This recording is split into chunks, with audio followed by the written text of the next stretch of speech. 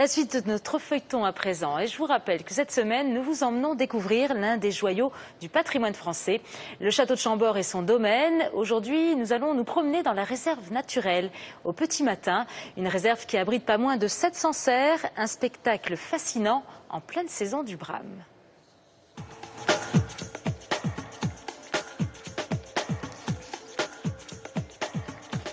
Lever du jour au pied du château, ambiance de safari.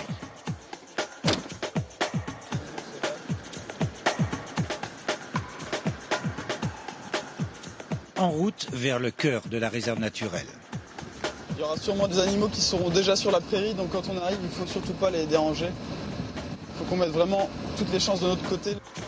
Quentin Pasco, l'un des guides du parc, pilote un groupe de touristes. Ils se sont levés très tôt dans l'espoir d'observer les cerfs. On en compte 700 à Chambord. Mais l'animal doté d'une ouïe très fine est difficile à approcher. Voilà. Donc, pensez, il y a des marches. Faites attention à ne pas chuter. Et quand on marche, on se déplace tranquillement. On ne s'affole pas. Pas de bruit, pas de lumière non plus. Chacun tâtonne pour trouver une place dans l'observatoire. C'est la saison des amours, il faut séduire les biches. Les cerfs brament à qui mieux pour se faire remarquer. Et les spectateurs n'en perdent pas une miette. Oui, quelques-uns. C'est très calme en ce moment. Ouais. Mais quand même, vous en avez vu. Oui. Et alors, quelle impression ça fait? On est en corrélation avec la nature.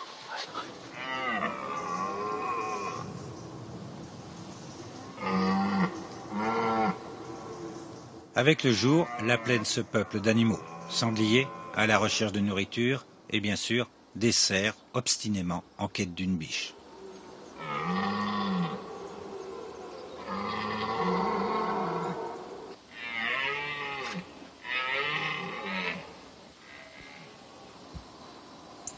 Le cerf a beau se faire de plus en plus pressant, décidément ce matin, la réussite n'est pas au rendez-vous.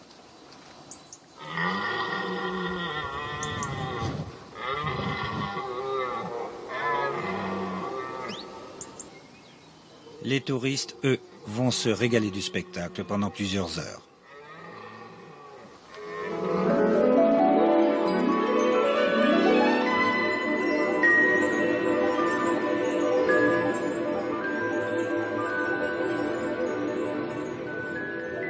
Retour au château qui nous réserve encore quelques surprises.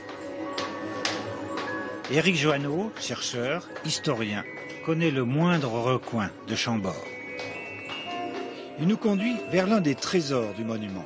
On s'attend à une pièce secrète? Pas du tout.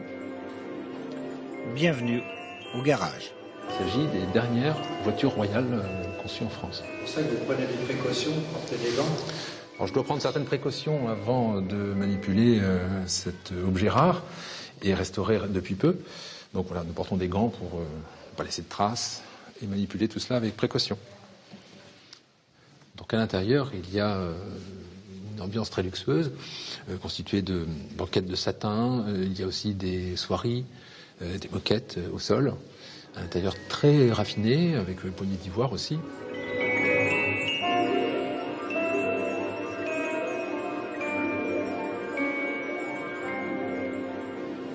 Un bijou tellement rare qu'il lui est absolument interdit de rouler.